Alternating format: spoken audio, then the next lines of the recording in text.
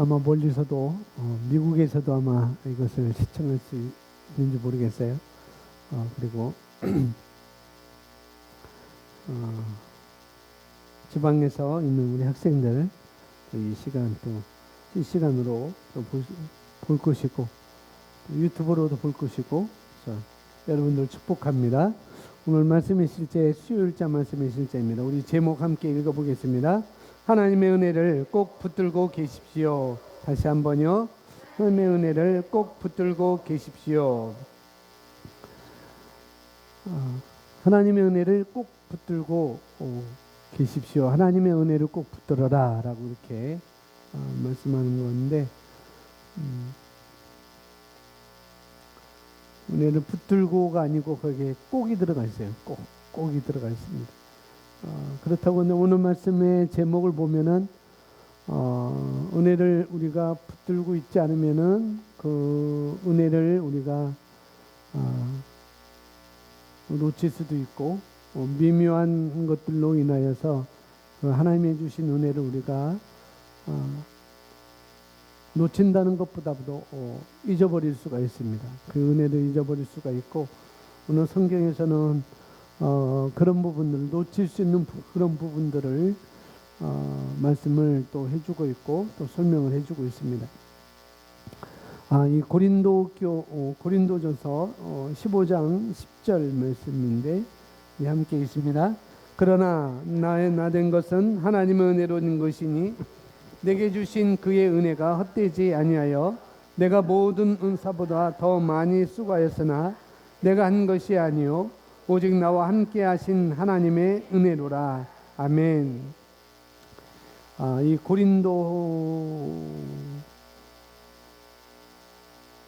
고린도에 보내는 편지, 이 말씀은 고린도 전서, 고린도 후서로 이렇게 나눠져 있습니다. 고린도 전후서 이렇게 나눠져 있고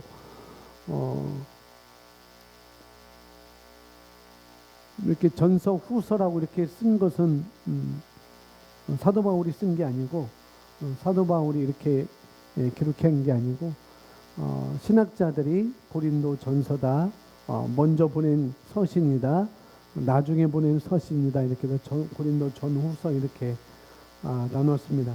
고린도 전후서는 사도 바울이 기록했다는 것을 성경에서 1장 1절부터 우리에게 말씀을 해주고 있고 고린도 교회는 우리가 잘 알고 있지 고린도라고 하는 그런 도시에 세워져 있던 바울이 전도 여행 가운데 세웠던 그런 교회였습니다. 바울이 세웠지만은 우리 한국 교회처럼 교회를 설립하고 교회를 창립해 놓고 한 90%, 95%, 98% 되는 목사님들이 그 교회 계속 담임하고 있는 것과 반대로 고린도는 사도 바울이 세웠던 개척했던 교회는 사도 바울이 계속 머물러 있던 것이 아니라 거기서 제자를 세워서 제자에게 맡기고 또 다른 곳에 가서 또 에베소에 가서 또 교회를 세워서 또 다른 제자에게 맡기고 이렇게 계속 사도 바울은 그런 전도 여행을 통해서 교회를 세우고 그런 과정 가운데 고린도 교회가 세워진 교회 중에 하나였습니다. 고린도 교회를 세워놓고 이제 사도 바울은 거기에 머물러 있고 정착한 게 아니고 또 전도를 위해서 또 다른 사람들을 전도하고 복음 전하고 그래서 또 교회를 스스로 세워지는 그런 과정에 이 건물처럼 이렇게 교회가 세워지는 그런 과정 가운데 사도 바울이 에베소 교회에 가 있을 때 고린도 교회의 어떤 심각한 문제, 도덕성과 여러 가지 문제로 인하여서 어려움을 겪고 있다. 그리스도인들이 어떻게 삶을 살아야 되는지 그 방향조차 잊어버리고 있을 때 사도 바울이 그 소식을 듣고 이러면 안 되겠다 해서 다시 한번 복음을 다시 확인시켜주고 그들을 위로하고 또 권면해주는 내용이 고린도 전후서라고 이렇게 볼 수가 있습니다. 고린도 교회에 세워진 교회였고요. 사도 바울이 세운 교회였고 당시 고린도는 그리스 아테네에 아주 가까운 조그만 섬이 아니고 큰 섬 중에 한 지역의 일부 지역이었습니다. 대부분 해상 산업이 발달했다라고 이렇게들 얘기를 하고 있는데, 이 고린도는 로마 제국이 지배했던 그 당시 로마 제국이 지배한 그런 도시 중에 한 도시였고, 그러다 보니까 그리스 로마가 지배를 하게 되다 보니까 그리스의 문화가 자연적으로 들어오게 되겠죠. 그래서 그걸 우리가 말하고 헬라 문화, 헬레 문화가 이렇게 들어오게 돼서 이 고린도에 우리가 잘 알고 있듯이 비너스 신전이라는 것이 세워지게 되고, 또 우상이 아주 득실하게 되고, 성적 타락이 아주 너무나 만연했었고, 여러 가지 도덕적인 그런 타락도 만연했던 그런 도시 중에 한 도시였습니다. 그런데 그것이 일반 사람들에게만 국한된 것이 아니고 그것이 고린도 교회 안에까지 들어왔다는 것. 성적인 타락, 우상 숭배, 도덕적인 타락, 이런 모든 것들이 그리스도 고린도 교회 안까지 들어왔다는 거죠. 그래서 그런 심각성을 사도 바울이 알고 에베소에서 있다가 이제 고린도에 편지 보내는 그런 내용입니다.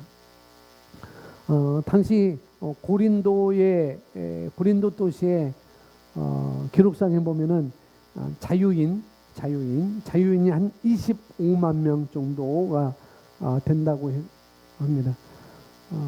시흥 씨가 몇 만인지 아세요? 시흥이 40만 명? 40만 명인가? 40만 명이 될 거예요. 우리 신천동, 대야동하고 신천동만 14만 원인가 그렇게 되는 걸로 이렇게 알고 있고요. 정확히 뭔데 그냥 비교하기 위해서 얘기해야 되는 거예요.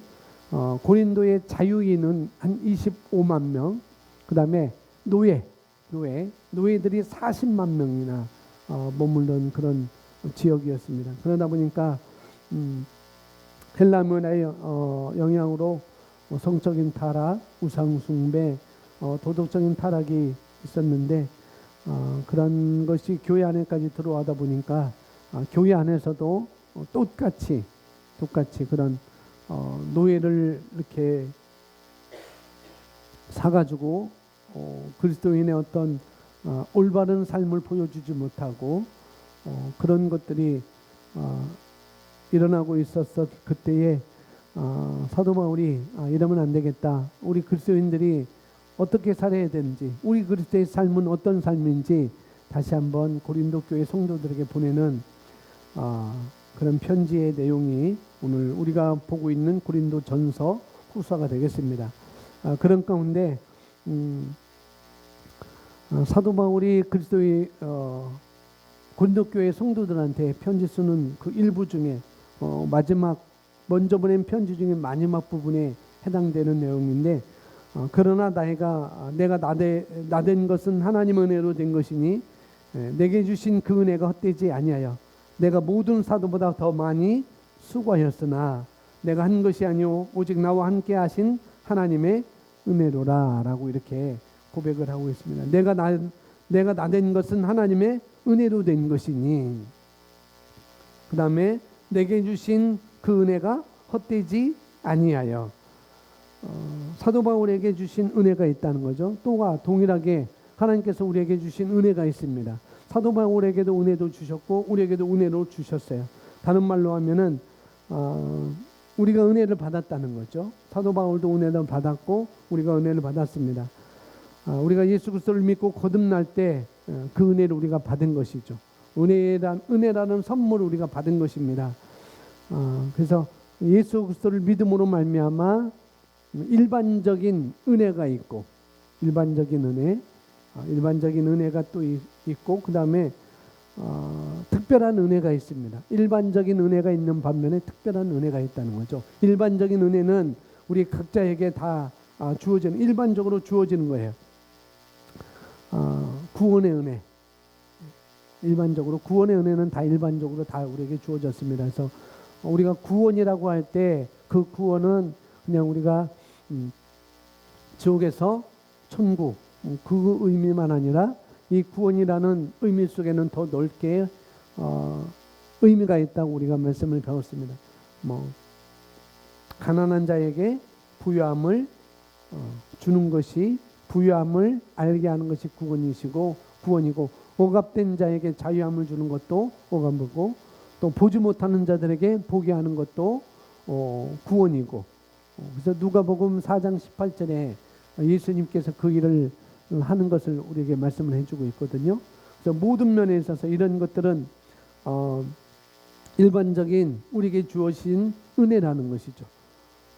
모든 사람에게 주어지는. 그러나 예수 그리스도를 영접한 사람들에게는 또 그 은혜가 주어졌고 또한 우리에게는 또 어떤 은혜가 있냐면 특별한 은혜가 있다는 거죠.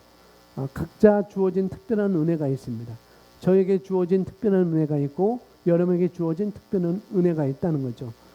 그것은 다른 말로 우리는 뭐냐면 하나님의 부르심이라고 얘기할 수 있어요. 하나님의 부르심. 특별한 은혜는 하나님의 부르심이라고 이렇게 말씀하고 있습니다. 하나님께서 우리에게 각자에게 부르심에 근거한 특별한 은혜를 우리에게 주신 것입니다. 그래서 이 하나님의 은혜를 인식하고 산 사람 중에 옛 언약 구약에서는 가장 하나님의 은혜를 많이 받고 사는 사람은 누구냐 할 때 대부분 요셉이라고 이렇게 생각할 수 있는데 요셉보다도 더 하나님의 은혜를 받은 사람은 바로 다윗이었습니다. 다윗. 엄청난 은혜를 다윗이 많이 받았죠. 그리고 신약에서는 우리가 잘 알고 있듯이 오늘 본문에서 나오는 사도 바울이 내가 죄인 중에 괴수였다. 그러면서 내가 이렇게 하나님의 은혜를 받았다라는 그런 고백을 많이 하고 있는데요. 신약에서는 다른 사도들도 있고 또 성도들도 있지만은 물론 38년 된 병자가 병에서 고침받은 것도 큰 은혜잖아요. 여러 가지 은혜가 될 수 있고 뭐 12년 혈류증을 앓았던 그 여인이 치유받은 것도 은혜이지만은 사도 바울이 받은 은혜가 가장 은혜를 많이 인식하고 은혜를 많이 받았다라고 이렇게 그 은혜를 인식하고 산 사람이다라고 이렇게 볼 수가 있습니다. 왜냐하면은 12년 혈류증을 앓았던 그 여인이 치유받고 그 이후에 이야기가 없잖아요. 그죠? 근데 사도 바울은 구원받고 그 이후에가 아주 놀라운 사역이 계속 이루어지거든요. 부르심. 하나님의 특별한 은혜를 또 그가 접하게 되고 또 가는 곳마다 전도해서 전도해서 교회를 세우고 그런 일들 사도 바울을 한 걸 볼 때 38년 된 병자도 치유받았을 때 그 이유가 예수님을 어떻게 따랐는지 또 그 동네 가서 어떤 삶을 살았는지 중요하지 않기 때문에 기록은 안 되어 있지만은 여러 가지가 있겠죠. 그러나 은혜를 받은 사람 중에 그 은혜를 의식하고 그 은혜를 인식하고 사는 사람 중에 사도 바울이 가장 많은 은혜를 인식하고 살았지 않았는가라고 우리가 볼 수가 있다는 것이죠. 그래서 오늘 본문에서 말씀하는 바와 같이 내가 수고하고 많은 일을 했지만 내가 수고하고 다른 사도들보다 내가 더 많은 일을 했지만은 그렇죠. 베드로보다도 더 많은 일을 했고 요한보다도 더 많은 일을 했고 사도 바울은 학식이 높은 사람이었잖아요. 가문도 좋았었고 여러 가지가 내세울 것이 많았는데 그 학식이 높은 사도 바울이 말할 때 내가 다른 사도들보다 많은 일을 했다라는 것은 사도 바울이 자랑이 아니고 그만큼 그런 일을 했다고 스스로 자기가 고백을 하고 있는데 그런데 이것은 내 힘으로 한 것이 아니라 내 능력으로 한 것이 아니고 내 학문과 내가 배운 것과 나의 어떤 백그라운드 인간관계 자연적인 영역에서 자연적인 사람들에서 그런 사람들로 인하여서 한 것이 아니고 영적인 영역에 있는 나와 함께 하신 하나님이 은혜 때문에 내가 이런 일을 할 수 있었다. 다른 사람들보다도 더 많은 일을 할 수 있었다라고 이렇게 우리에게 고백을 하고 있는 것입니다. 보겠습니다. 우리는 오늘 본문 구절을 사도 바울의 사역에서 크게 성공을 거둔 핵심 비결 중 하나라고 여길 수도 있습니다. 바울이 하나님의 은혜를 전적으로 의지했기에 하나님께서는 그를 강력하게 사용하셨습니다. 바울이 행한 모든 일은 물론이고 그가 예수 그리스도의 사도가 된 그 모든 것이 그의 인간적이고 타고난 능력이 아니라 그의 삶에 임한 하나님의 은혜의 결과였습니다. 바울은 하나님께서 인간이 타고난 능력이나 물질의 성과에는 관심이 없으시다는 것을 깨달았습니다. 바울은 자신의 타고난 능력으로 인한 것들에 대해 말하면서 이렇게 썼습니다. 함께 고백합니다. 그러나 무엇이든지 내게 유익하던 것을 내가 그리스도를 위하여 다 해로 여길 뿐더러 또한 모든 것을 해로 여김은 내 주 그리스도 예수를 아는 지식이 가장 고상하기 때문이라. 내가 그를 위하여 모든 것을 잊어버리고 아멘. 이 말씀은 우리가 보기도 했지만은 사도 바울은 태생도 좋았죠. 태생도 좋았고 학문도 높았고 학문이 높았는데 뭐 대학원 그 학문이 높다고 할 때 대학원 나왔다, 박사 학위를 땄다. 안양대에서 박사한 것 따는 거하고 서울대에서 박사하고 있다는 거하고 이게 조금 다르겠죠. 아무래도 내세울 게 다르겠죠. 사도 바울은 학문이 높았었는데 그 당시에 가말리엘 문화에서 가장 알아주는 그런 단체에서 공부를 했던 사람이었고 우리가 잘 알고 있듯이 말하고 있듯이 나는 바리새인 중에 바리새인이다. 그리고 내가 열심으로는 하나님께 이렇게 열심히 했던 사람이다라고 고백하고 있고 또 우리가 잘 알고 있듯이 로마의 제국의 지배를 받고 있었지만은 사도 바울은 로마의 시민권을 획득한 로마의 시민권을 가지고 있었던 그런 엄청난 사람인데도 불구하고 사도 바울은 거기서 이렇게 말합니다.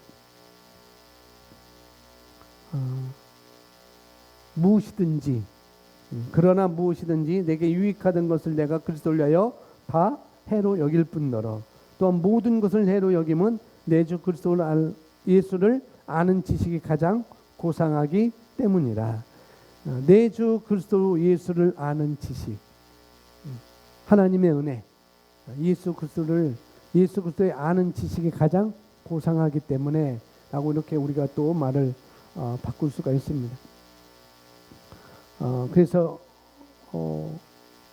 하나님이 사도 바울을 통해서 사도 바울이 내가 이 일을 할 수 있던 것은 나의 능력도 아니었고 나의 학식도 아니었고 나의 어떤 백그라운드도 아니었고 나와 함께 하신 하나님 은혜 때문에 내가 이 모든 것을 할 수 있었다. 그래서 내가 유익하게 가지고 있었던 것들을 내가 세상에서는 자연적인 영역에서는 3차원에서는 다 좋게 여기고 다 선망하며 누군지 그걸 갖기를 원하는 그런 내가 그런 걸 가지고 있었지만 내가 그런 것으로 하나님의 이 일을 나타내는 것이 아니고 하나님의 그 일을 한 것이 아니고 전적으로 하나님의 은혜였다고 이렇게 고백을 하고 있고 그래서 나는 그 모든 것들을 잃어버리고 배설물로 여긴다라고 고백을 하고 있는 것입니다.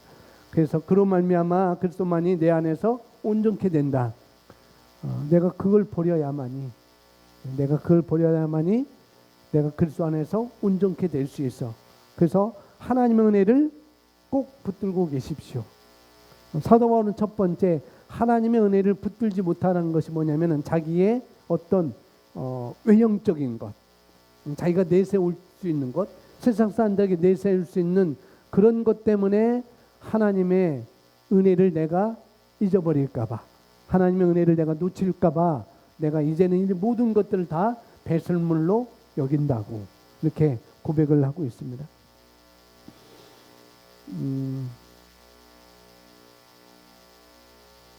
어떤 선비가 길을 가다가 너무 배 아파서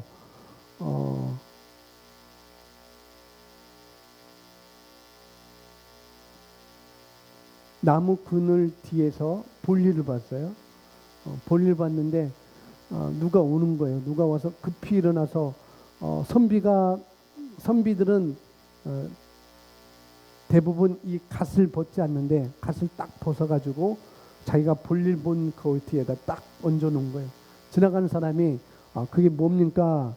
중요한 것 같은데 그게 뭡니까? 라고 물어보니까 아주 좋은 겁니다. 라고 해서 그렇게 해서 그냥 훅떡 떠났대요. 근데 이 사람이 아주 좋은 거라고 갓을 딱 들고서나 딱 만졌는데 뜨끈뜨끈하고 물컹물컹. 그러면 이 사람이 잡았어요. 그 가졌게요. 아, 더러워하고 다 손도 씻고 다 버린 거죠. 사도 바울이 마치 그랬다는 거죠. 사도 바울이 배설물처럼 아주 귀하게 여긴 것도 배설물처럼 이렇게 여겼다는 이 말씀에 대해서 한 비유를 이렇게 설명하신 한 분이 계셨었습니다. 그래서 하나님의 은혜만이 내 삶에서 예수 그리스도가 나타나기 위한 것이다. 하나님의 은혜만이 내 능력이 아니고. 그래서 우리가 하나님의 은혜를 잊어버릴 수 있는 것은 나의 자랑과 나의 그런 것 때문에 하나님의 은혜 우리가 놓칠 수 있다고 사도 바울은 먼저 이렇게 말을 하고 있습니다. 학벌 자랑할 수 있습니다. 없죠? 학벌, 가문. 나는 학벌도 그렇게 내세울 것도 없고, 나는 가문도 그렇게 내세울 것도 없고, 그렇다면 나는 하나님의 은혜를 잃어버리지 않을 거야 라고 생각할 수 있는데 절대 그렇지 않습니다. 우리가 틈을 줄 때, 한순간에 틈이 있을 때 하나님의 은혜를 우리가 놓칠 수가 있다는 거죠. 그것보다도 하나님의 은혜보다도 내가 뭘 더 의지하느냐. 사도 바울은 하나님의 은혜보다도 내가 이것을 의지할 수 없어. 내가 이것을 더 내가 붙잡을 수 없어. 나는 이것들을 다 붙잡지 않고 오직 하나님의 은혜를 붙잡을 거야 라고 이렇게 우리에게 고백하고 그것을 보여주고 있습니다. 그래서 여기 보니까 이어서 보니까 하나님께서는 당신이 받은 교육이나 재정 상태나 세상에서 배운 것들을 그렇게 훌륭한 것으로 여기지 않으십니다. 사실 그분을 따르면서 효과적으로 동행할 수 있으려면 무엇으로? 믿음으로 걸어야 합니다. 효과적으로 내가 하나님과 동행할 수 있습니다. 효과적으로 내가 성령님과 함께 동행할 수 있으려면 우리는 믿음으로 걸어야 된다는 거죠. 세상에서 배운 것들, 내가 가지고 있는 그런 것들로 는 전혀 안 되는 것이고 오직 믿음으로만 걸어야 그분과 동행할 수 있는 것이고, 그래서 당신에게 필요한 것은 오직 그분의 은혜뿐입니다. 은혜뿐. 일반적인 은혜, 특별한 은혜, 이런 것들. 그래서 많은 사람들은 자기 좋은 학벌과 재능들을 의지할 수 있을 거예요. 그래서 어떤 분들은 목회자 가운에도 꼭 그 상병 마크를 꼭 들고 옵니다. 까만 거, 박사학위 표시로 상병, 병장도 아니고 상병이에요. 상병 제대는 방위 제대거든요. 그런데 그걸 꼭 들고 나는 박사입니다 하고 가운에도 박사라는 거 딱 하고 끼고 나와서 설교하시고 그래요. 전 박사 안 돼서 그거 가운에 없어요. 좋은 학벌, 재능들을 의지할 수 있을 거라는. 그래서 내가 박사가 되면은 우리 교회 많이 성도들이 올 거야, 일반적인 사람들이 많이 올 수 있을 거야 라는 그런 생각을 가지고 하시는 분도 없지 않아 있을 거라는 거죠. 근데 우리는 그런 것을, 많은 사람들은 그런 걸 의지할 수 있겠지만, 그러면은 우리는 좋은 학벌도 아니고 재능도 그렇게 우린 좋은 학벌이네요. 하나님의 가문에서 태어났으니까 좋은 학벌이고, 하나님의 최고의 말씀을 배우고 있으니까 최고의 학벌을 우리가 갖고 있는 것이고, 또 재능도 우리는 탁월하니까 최고의 가지고 있습니다. 그러나 자연적인 것에는 비교할 수 없는 것이죠. 그런 것들로 인해서 우리가 그런 것들 의지하는 것이 아니라 하나님의 은혜, 하나님의 은혜로 주신 나의 탁월함, 하나님의 은혜로 주신 나의 그런 하나님의 가족이라는, 왕의 가족이라는 그런 가문에서 내가 있게 됐다는 그런 하나님의 은혜, 그런 것들 우리가 더 의지하는 것이 더 중요하다는 것이죠. 그래서 하나님이 역사하시는 것은, 하나님이 동의하시는 것은 영적인 영역에서 우리가 믿음으로 걷는 거라는 거죠. 하나님께 나를 이렇게 구원해 주셨어. 하나님께 나를 이렇게 특별한 은혜를 주시고 하나님께서 나를 이렇게 하나님의 부르심으로 나를 이 자리에 놓게 하셨어. 그런 부르심으로 나를 살아가게 하셨어라는 그런 우리가 의식 가운데 그런 믿음밖에 우리가 없다는 것입니다. 그래서 우리에게 필요한 것은 어떤 경우에 있더라도 우리가 믿음으로 걷는 거라는 것입니다. 그리고 우리 삶에 나타나는 것은 하나님의 은혜로다. 하나님의 은혜뿐이야. 하나님의 은혜뿐이야. 라고 이렇게 우리가 고백을 하는 것이죠. 고린도전서 1장 25절에 이렇게 말씀하고 있습니다. 하나님의 어리석음이 사람의 지혜보다 사람보다 지혜롭고 하나님의 어리석음이 사람보다 지혜롭고 하나님의 약하심이 사람보다 강하니라. 그러니 사람이 아무런 강함과 사람이 아무런 그런 그 지혜가 하나님보다는 못하다는 것이죠. 그래서 우리가 그 하나님을 붙들고 그 하나님의 은혜를 우리가 붙들고 믿음으로 걸을 수밖에 없다는 것을 성경에서 또 말해주고 있습니다. 그래서 하나님의 나타나심은 하나님 우리가 우리 삶 속에 나타나심은 내 삶 속에 개입하심은 날마다 개입하심은 뭐냐면은 자연적인 영역보다도 더 지혜롭고 하나님은 강하게 우리에게 나타나신다는 것. 하나님의 자연적인 영역보다 더 강하게 나의 삶께 나타나시고 더 지혜롭게 하나님은 나타나실 수 있는 분이십니다. 그래서 우리가 그런 믿음을 가지고 걷는 거라는 거죠. 하나님은 세상의 어떤 지혜보다도 더 지혜로우셔. 하나님은 세상의 어떤 강함보다도 더 강하셔. 그런 믿음 우리가 하나님을 의지하고 우리가 걷는 것이 더 중요하다고 말하고 있고 그것을 하나님의 은혜라고 이렇게 말하고 있습니다. 이어서 보겠습니다. 바울이 고린도후서 12장 9절에서 이 사실을 어떻게 확증하는지를 다시 살펴보십시오. 함께 고백합니다. 나에게 이르시기를 내 은혜가 내게 족하도다. 이는 내 능력이 약한 데서 온전하여짐이라 하신지라. 그러므로 도리어 크게 기뻐함으로 나의 여러 약한 것들에 대하여 자랑하리니 이는 그리스도의 능력이 내게 머물게 하려 함이라. 아멘. 사도 바울이 오히려 우리 이 내용도 너무나 잘 알고 있잖아요. 그런데 사도 바울은 오히려 자기 연약함을 인식했어요. 내 연약함을 인식하고 그 다음에 하나님의 은혜를 붙잡았습니다. 우리가 알 것은 사도 바울의 그런 삶이 필요하다는 거죠. 내 연약함을 인식하면은 대부분 그 연약함만 자꾸 집중하게 되고 그 연약함만 자꾸 붙들게 돼요. 그래서 나는 연약해서 나는 이거 할 수 없는 것 같아. 나는 연약해서 할 수 없는 것 같아라고 자꾸 거기에 관점을 가지고 자기 약함의 관점을 가지고 바라보고 일어서지 못합니다. 근데 사도 바울은 도리어 그 약함을 어떻게 해요? 하나님을 바라볼 수 있는 하나님의 은혜를 붙잡을 수 있는 그런 관점으로 다시 삶의 방향을 바꾸는 것을 오늘 말씀에서 우리에게 보여주고 있습니다. 그래서 내가 연약함을 인식할 때 그러면 내가 연약하다면은 강하신 하나님을 사람보다 더 강하신 그 하나님을 내가 붙잡으면 되는 것이고 내가 아무것도 모른다 나는 이거 모른다 하면은 사람의 지혜로움보다 더 지혜로우신 하나님의 지혜를 내가 붙들면은 되는 거라는 거죠. 그곳에 그럴 때 하나님의 능력이 나타나는 것을 우리가 말씀을 통해서 우리가 알 수가 있습니다. 사도 바울은 오늘 말씀에서 이 고린도후서 12장 9절에서 나에게 어떻게 하나님의 은혜가 나에게 어떻게 오는지 하나님의 은혜가 나에게 어떻게 오는지를 알았기 때문에 사도 바울은 나의 여러 약한 것들에 대해서 자랑한다라고 말하고 있습니다. 약함을 자랑한다는 것.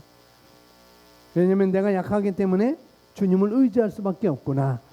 내가 약하기 때문에 주님을 의지할 수밖에 없어. 그 다음에 주님을 의지할 때 그 은혜가 내게 머물게 되기 때문에 그래서 하나님의 은혜를 우리가 붙들 수 있는 거라는 거죠. 다음 읽었습니다. 하나님의 힘은 시작. 하나님의 힘은 당신의 약함에서 드러납니다. 이제 당신은 겉보기에 타고난 능력도 없는 소년 다윗이 신체적으로 훨씬 더 훌륭한 자질을 갖춘 형들을 제치고 왕으로 뽑힌 이유를 보다 잘 이해할 수 있습니다. 물리적인 관점에서 보면 다윗에게는 왕이 될 만한 자질이 전혀 없었습니다. 이는 그의 심령의 상태와 연관된 것으로 순전히 은혜에 의한 선택이었습니다. 아멘. 다윗만 그러겠어요? 우리를 로마서 5장에서 우리를 말할 때 그렇게 말하잖아요. 너희가 구원받았을 때는 언제냐? 너희가 죄인 되었을 때 너희가 구원받았지 않느냐? 너희가 약할 때 너희가 구원받았지 않느냐? 로마서 5장에는 그렇게 계속 그걸 반복해서 우리에게 말해주고 있습니다. 다윗이 사무엘 선지자가 사울 왕을 대신해서 이스라엘 백성 이스라엘 나라의 왕을 다시 세우려고 할 때 하나님은 이새의 집으로 가라라고 말씀하셔요. 이새의 집으로 이제 사무엘이 갔습니다. 왕이 될 사람에게 기름을 부어야 되기 때문에 기름병을 준비하고 사울 왕이 알면은 자기를 죽일까봐 몰래 하나님께 예배하러 간다고 하고서나 이새의 집으로 가서 봤는데 사무엘 선지자의 눈에는 형들이 너무나 훌륭하고 강하게 보이고 그랬어요. 그래서 그에게 기름 부으려고 할 때 하나님은 얘는 아니야. 패스. 또 다른 사람 볼 때 얘인가 보다 했을 때 하나님은 또 얘는 아니야 라고 안 하고 또 근데 다윗은 그 자리에 없었어요. 아버지의 양을 치는 그런 목동 역할을 하고 있었습니다. 그런데 이 다윗은 아버지조차도 어떤 됨됨이를 그렇게 인정하지 않은 것 같아요. 그러니까 막내가 있음에도 불구하고 말하지 않았잖아요. 그래서 다시 사무엘이 너에게 자식이 또 하나 있느냐라고 물을 때 양을 치고 있는 막내가 있습니다라고 이렇게 말하잖아요. 이새의 아버지에게조차도 얘는 그런 깜이 아니야라고 이렇게 보일 정도로 다윗은 그런 상태였다는 것입니다. 그러나 오늘 말씀에 이는 그의 심령의 상태와 연관된 것으로 순전히 은혜에 의한 선택이었습니다. 순전히 하나님의 은혜라는 것. 다윗이 선택된 것은 하나님의 은혜였고 또 하나는 그의 심령의 상태라는 것. 첫 번째는 우리의 능력이 하나님의 은혜를 잊어버릴 수가 있다는 거죠. 잃어버리게 할 수 있다는 것. 내가. 그 다음에 나의 약함만 자꾸 돌아보고 주님을 의지하지 않을 때 그 하나님의 은혜를 우리가 잃어버릴 수가 있고 또 하나는 우리의 심령 상태가 어떠하느냐에 따라서 하나님의 은혜를 우리가 잊어버릴 수가 있다는 것이죠. 그러나 다윗은 심령 상태가 아주 좋았다고 이렇게 말씀을 여기서 하고 있습니다.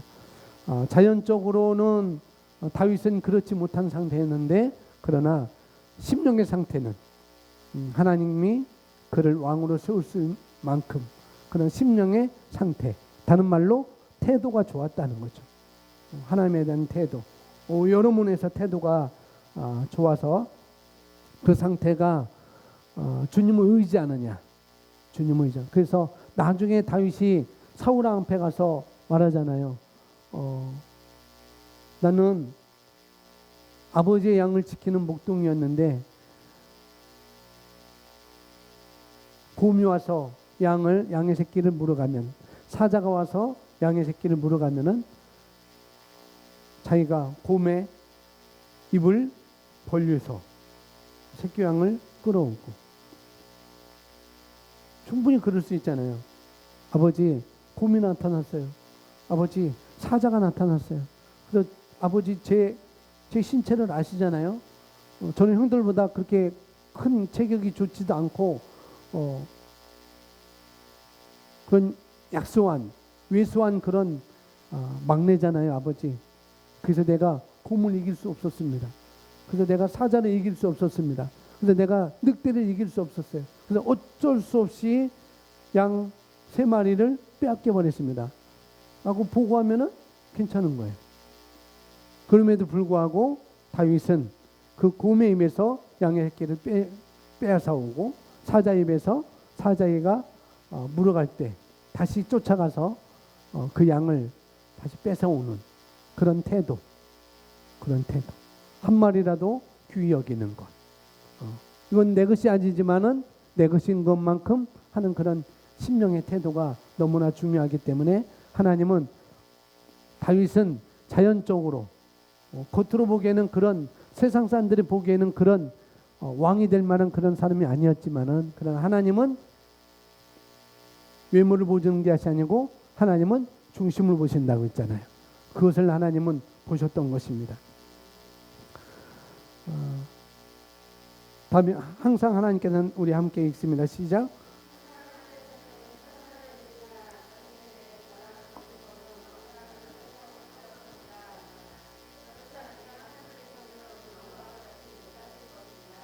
하나님께서는 당신을 강력하게 사용하시기를 원하시는 당신 타고난 재능이 아니라 사도 바울처럼 전적으로 하나님의 은혜를 의지하십시오. 아멘.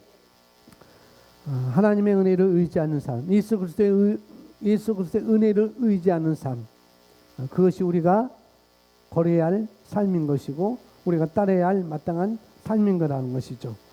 그래서 오늘 말씀에서 우리가 적용한다면 하나님의 은혜가 내 삶 가운데 더 많이 나타나기 위해서, 하나님의 은혜가 내 삶 가운데서 떠나지 않기 위해서, 내 삶 가운데 내가 살아가면서 그 하나님의 은혜를 잃어버리지 않기 위해서는 나의 심령의 태도가 있어야 된다는 거죠.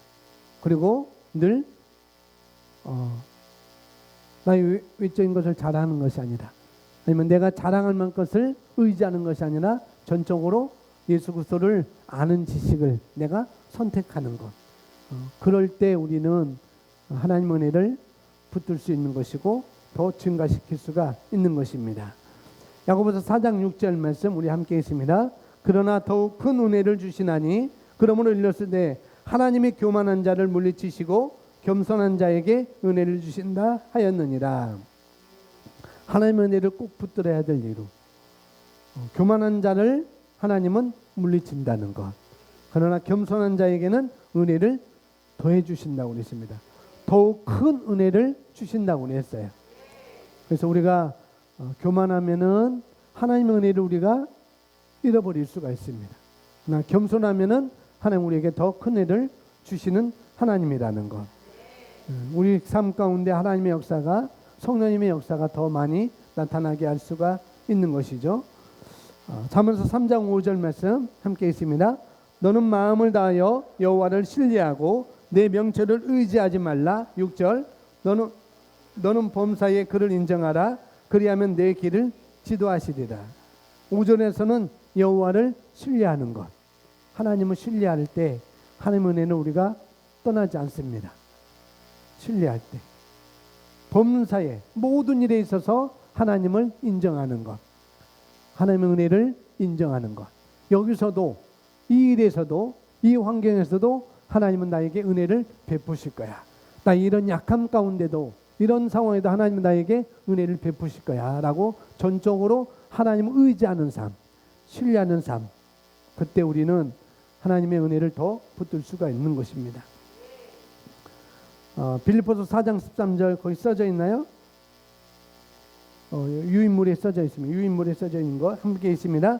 내게 능력 주시는 자 안에서 내가 모든 것을 할 수 있느니라. 내가 할 수 있는 모든 것의 근원이, 원천이 어디 있느냐? 내게 있는 게 아니고 하나님의 은혜라는 것. 그래서 이 일을 할 수 있는 것 하나님의 은혜고, 그 일을 할 수 있는 것도 하나님의 은혜라는 것. 내 힘으로 했어, 내 능력으로 했어, 그런 것이 아니라 그때 우리는 하나님의 은혜를 더 붙들 수가 있는 것이고 그 은혜를 더 우리는 증가시킬 수가 있는 것입니다. 에베소서 2장 8절 말씀 우리 함께 있습니다. 너희는 그 은혜에 의하여 믿음으로 말미암아 구원을 받았으니 이것은 너희에게 난 것이 아니요 하나님의 선물이라. 아멘. 너희는 그 은혜에 의하여 믿음으로 말미암아 구원을 받았으니, 구원의 그 은혜의 선물, 구원이라는 은혜의 선물, 그것도 하나님의 은혜로 말미암아 우리가 구원을 받은 것입니다. 그걸 내가 믿음으로 말미암아 구원을 받은 거라는 것이죠.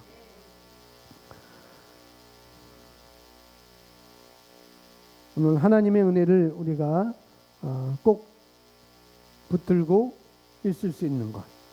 우리가 간략하게 오늘 말씀을 봤습니다. 우리 기도 우리 함께 읽겠습니다. 시작. 사랑하는 아버지, 저에게 보이신 크신 사랑과 제 삶에 넘치는 아버지 은혜로 인해 아버지의 이름을 영원히 송축합니다. 저는 아버지의 은혜를 활용하여 아버지의 은혜를 힘입어 저는 삶에서 승리하며 다스리고 통치합니다. 예수의 이름으로 기도합니다. 아멘. 이 시간 함께 내게 주신 하나님의 은혜, 내게 주신 그리스도의 은혜를 여러분 일반적으로 내가 그런 은혜를 받았고 또 우리는 우리 각자의 부르심으로 하나님은 특별한 은혜를 우리에게 주셨습니다. 그 은혜를 더 증가시키는 것은 내 능력이 아니고 하나님의 은혜라는 것. 모든 일에서 하나님의 은혜를 우리가 인식하며 살기를 이 시간 결단하고 저와 여러분 안에 부어신 하나님의 은혜, 저와 여러분 안에 부어주신 예수 그리스도의 은혜, 여러분 안에 있는 은혜를 내가 나타내 밖으로 보이리라. 이미 우리에게 보여주셨어요. 우리에게 주셨습니다. 우리는 그 은혜를 받았습니다. 우리는 붙들고 있는 것만 아니라 이제는 우리는 어떻게 돼요? 밖으로 나타내 보여야 된다는 것이죠. 많은 사람들에게 나타내 보이라는 건 내 삶 가운데 여러분이 하는 일, 여러분의 가정의 사업, 여러분이 또 직장이라면 직장일이든 여러 가지 일들 속에서 어떤 경우에는 여러분의 문제를 해결하는 거라면은 거기서도 똑같이 나는 앞으로 나갈 거야. 나는 앞으로 전진할 거야. 나는 높이 쏘아 올려질 거야. 그런 모든 것이 무엇이든지 간에 우리는 내 능력이 아니라 내가 앞으로 전진하는 것도 내가 쏘아 올려지는 것도 내가 아기를 돌보는 것도 여러 면에 있어서 내 능력이 아니라 세상의 능력이 아니라 내게 부음받은 하나님의 능력, 예수 그리스도의 능력으로 말미암아 그분의 은혜로 말미암아 내가 이 일을 할 수 있다는 것. 그래서 내가 그분의 은혜로 내 삶을 변화시키겠다. 나의 세상을 변화시키겠다. 내가 승리하며 다스리고 통치하리라. 마지막 우리가 읽었던 것처럼 내가 이렇게 그분의 은혜로 말미암아 내가 승리하고 또 내가 다스리고 통치하리라 라는 그런 삶으로 살아가시기를 바랍니다. 우리 다 같이 함께 영으로 이 시간 함께 기도하겠습니다. 우리 할렐루야 부르고 함께 기도합니다. 할렐루야.